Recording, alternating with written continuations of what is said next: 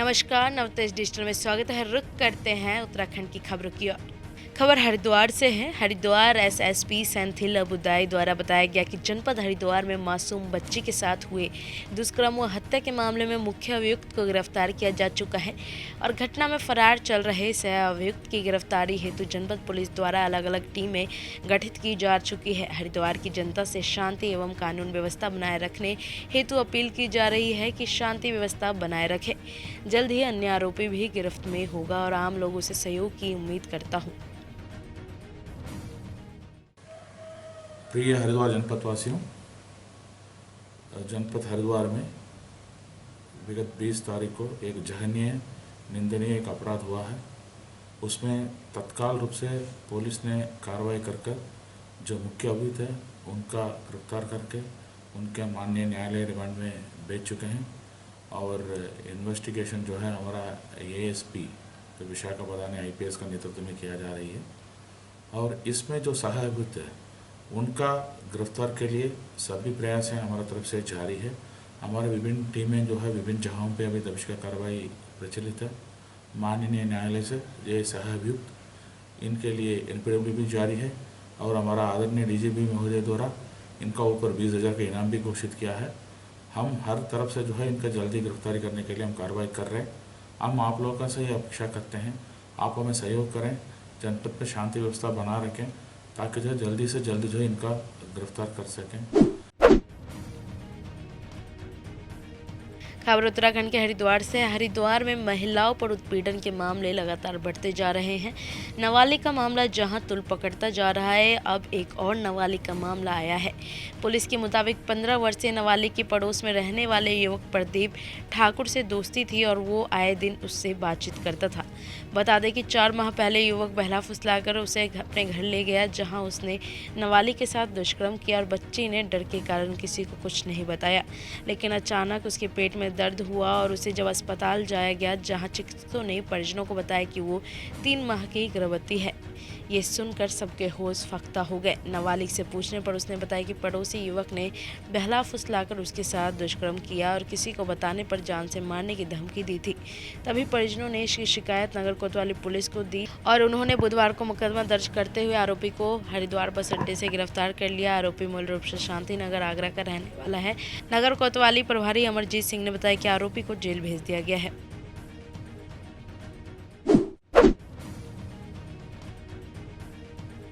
खबर उत्तराखंड के हरिद्वार से। 11 साल की बेटी की हत्या और उसके साथ हुआ दुराचार को लेकर धर्मनगरी हरिद्वार में जन आक्रोश लगातार बढ़ रहा है, जिसके चलते पिछले 2 दिनों से कैंडल मार्च और रोड जाम का सिलसिला जारी है। वहीं प्रशासन द्वारा 400 लोगों पर मुकदमा दर्ज किया गया है, जिसको लेकर हरिद्वार के प्रेस क्लब में कांग्रेसी द्वारा प्रेस वार्ता के दौरान विरोध जताया गया। उन्होंने कहा कि हरिद्वार की बेटी के साथ ऐसा जघन्य अपराध हो जाता है और जो लोग उनके साथ खड़े हैं उन पर मुकदमे दर्ज होते हैं। ये सिर्फ शहरी विकास मंत्री मदान कौशिक के इशारे पर हो रहा है। वह नहीं चाहते कि जन आक्रोश बढ़े, क्योंकि जो अपराधी पुलिस के चंगुल से निकल भागा है, कहीं न कहीं उसके संबंध स्थानीय विधायक से है। ने जो प्रेस कॉन्फ्रेंस किया उसका मूल उद्देश्य यही है कि जो शासन ने आदेश करके प्रशासन से जो मुकदमे कराए हैं आम जनता के ऊपर, तो ये वो वाले काम हो गए कि जो अपराधी है वो तो भाग गया, आम पब्लिक को पकड़ने का काम वो करना शुरू कर रही है। तो जो पीड़ित लोग हैं एक तरह से उन्हीं के ऊपर वो परेशान करने का काम शुरू कर रहे हैं। जैसे उत्तर प्रदेश में योगी सरकार ने किया, जैसे जो कानपुर कांड हुआ या हाथरस कांड हुआ या स्वामी चिन्मयानंद हुए, उनमें पीड़ित व्यक्ति को परेशान उनको बचाने के काम किया और जो पीड़ित है उसको फंसाने का काम किया। और यहाँ स्थिति बिल्कुल वही वाली स्थिति हो गई है कि यहाँ पे आम जनता को फंसाने का काम करना शुरू कर दिया इन्होंने, उसको आरोपी को बचाने के लिए। और हम इसमें साफ साफ कहते हैं कि ये काम बिल्कुल भी जो नगर विधायक है उनकी सहमति के बिना नहीं हो सकता था। हम सीधा सीधा आरोप लगा रहे हैं इस बात पे। हम साफ साफ कहते हैं कि शासन में बैठे वो व्यक्ति हैं, यदि उनके यहाँ पर सक्रिय होने के बाद भी आम जनता पर अगर मुकदमे हो रहे हैं तो इसके सबसे बड़ा दोषी जो व्यक्ति है वो मदन कौशिक है। 400 मुकदमे दर्ज हुए हैं। मुकदमे दर्ज करने का कोई औचित्य नहीं है। लोग 11 साल की बच्ची के लिए कोई अधिकारी हो चाहे जनता का आदमी हो, आक्रोशित होना स्वाभाविक बात है। मैं अपनी बात कर रहा हूँ, अगर मैं उपस्थित होता और जो जघन्य अपराध करने वाला व्यक्ति वहाँ होता तो शायद जनता उसको जान से मार देती और वो अच्छा होता, तो एक कलंक मिट जाता। मैं आपके माध्यम से कहना चाहता हूँ, मैंने स्वयं अपनी आंखों से देखा उस बेटी के शव को, उस कमरे में जा कर के। ऐसी हत्या, ऐसा लगता है ये परमानेंट हत्या करने वाला व्यक्ति है जिसने इस हत्या की है। और भी मैं प्रशासन से मांग करता हूं, सरकार से मांग करता हूं, इस कांड की सीबीआई जांच होनी चाहिए। खबर उत्तराखंड के काशीपुर से है। देश में कोरोना संक्रमण के मामले सामने आने पर केंद्र सरकार ने मार्च से लॉकडाउन और फिर कुछ माह बाद अनलॉक की कार्यवाही शुरू की थी। संक्रमण से बचाव के लिए पुलिस को कोरोना के संबंध में जारी गाइडलाइन का पालन न करने वालों के खिलाफ सख्ती से कार्यवाही करने के निर्देश दिए गए थे। इस दौरान पुलिस ने कोरोना नियमों के उल्लंघन करने वालों के खिलाफ कार्यवाही भी शुरू की, जिसके तहत मार्च से 14 अक्टूबर 2020 तक पुलिस ने प्रदेश भर में कोरोना उल्लंघन के 5,28,672 मामले पकड़े और 19,366 का संयोजक शुल्क वसूल किया गया। पकड़े गए मामलों में 67,198 मामले सोशल डिस्टेंसिंग उल्लंघन, 3,77,498 मामले मास्क न पहनने, 947 मामले क्वारंटीन नियम तोड़ने और 216 मामले सोशल मीडिया पर कोरोना या लॉकडाउन के संबंध में गलत अफवाह फैलाने के हैं। 3,732 अन्य मामले हैं। पुलिस से हमने ये सूचना मांगी कि कितने लोगों के खिलाफ आपने लॉकडाउन उल्लंघन की कार्रवाई की और कितना संयोजन शुल्क और जुर्माना वसूला। तो उन्होंने बताया कि 5,28,672 मामले हमने पकड़े और 19,03,66,000 रुपये का संयोजन शुल्क और जुर्माना वसूला। इसमें जो 14 अक्टूबर 2020 तक की फिगर उपलब्ध कराई है इन्होंने, इसमें जो जुर्माना वसूला गया उसमें नैनीताल ज़िले में सबसे ज़्यादा 387.18 लाख यानी 3,87,18,000। हाँ, उत्तरकाशी में 40.32 लाख, टिहरी में 65.2 लाख, चमोली ज़िले में 44.39 लाख, जो है देहरादून में 334.60 लाख और उधमसिंह नगर ज़िले में 364.27 लाख का जुर्माना शामिल है। खबर उत्तराखंड के लाल कुआं से है। भारतीय चैतन्य बौद्ध संघ के तत्वावधान में दर्जन बेरोजगार युवाओं ने स्थानीय सेंचुरी क्लब एंड पेम्बर मिल के खिलाफ नगर में जुलूस निकालते हुए प्रदर्शन किया। इस दौरान पार्टी के अध्यक्ष नवीन पंत ने कहा कि लाल कुआं विंदुखता क्षेत्र के हजारों लोग बेरोजगार हैं, लेकिन स्थानीय सेंचुरी मिल प्रबंधन द्वारा 70% स्थानीय बेरोजगारी को रोजगार दिए जाने का वादा किया था, जिस पर कारखाना प्रबंधन खरा नहीं उतरा।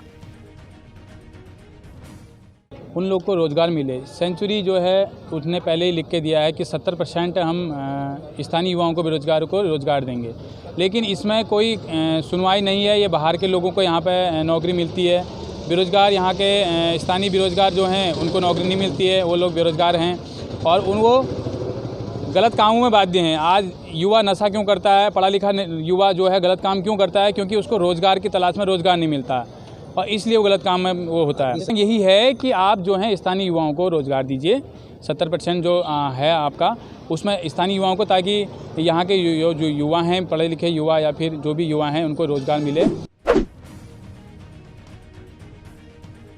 खबर उत्तराखंड के काशीपुर से है। 2 दिन पूर्व महाराणा प्रताप चौक पर नाले की मरम्मत को लेकर नगर निगम व निशाना साधने के बाद एक बार फिर आम आदमी पार्टी नेता दीपक वाली ने महेशपुर में रैन बसेरे पर सवाल उठाया। वह शाम रैन बसेरे पर पहुंचे और वहां बंद कमरों को देखकर उसके औचित्य पर सवाल उठाए। उन्होंने कहा कि 77 लाख की लागत से नगर निगम द्वारा बनाया गया रैन बसेरा सफ़ेद हाथी बनकर रह गया है। बिल्कुल मुझे आप मीडिया के लोग हो, आप एक बार बता दीजिए क्या इस शहर में सड़कों के किनारे कुछ लोग सो रहे हैं या नहीं?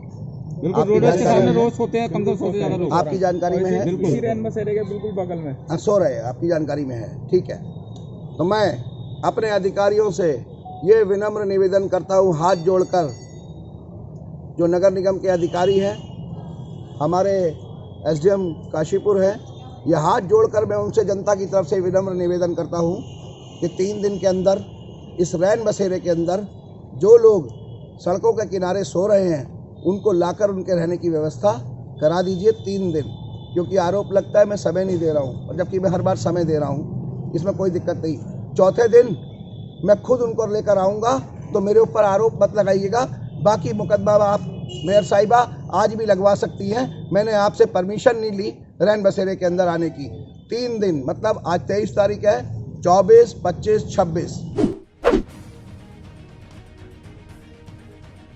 खबर उत्तराखंड के ऋषिकेश से है। उत्तराखंड के बामनी माव गांव बद्रीनाथ से कन्याकुमारी तक साइकिल यात्रा कर वापस लौटे सोमेश पंवार को सम्मानित किया गया है और बुधवार को गढ़वाला महासभा के संरक्षक समाज सेवी कमल सिंह राणा एवं महासभा के अध्यक्ष डॉक्टर राजेश सिंह नेगी ने शॉल उड़ाकर एवं पुष्पगुच्छ भेंटकर सम्मानित किया।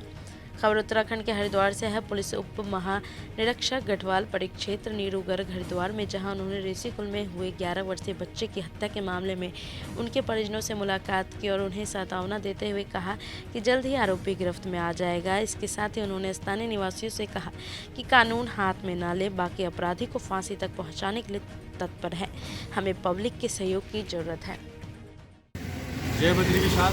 मेरा नाम सोमेश पंवार है और मैं बद्रीनाथ बामनी गांव का निवासी हूं। और मैंने जो ये यात्रा शुरू की थी माना गांव से, इंडियन लास्ट विलेज माना गांव से कन्याकुमारी तक की, जिसके बीच की दूरी 4033 किलोमीटर थी। और कितने दिन में आपने ये पूरी की? ये यात्रा मैंने 46 दिन में पूर्ण रूप से पूरी की थी। बने रहें देश विदेश की ताज़ा तरीन खबरों के लिए नवतेज डिजिटल के साथ। नमस्कार।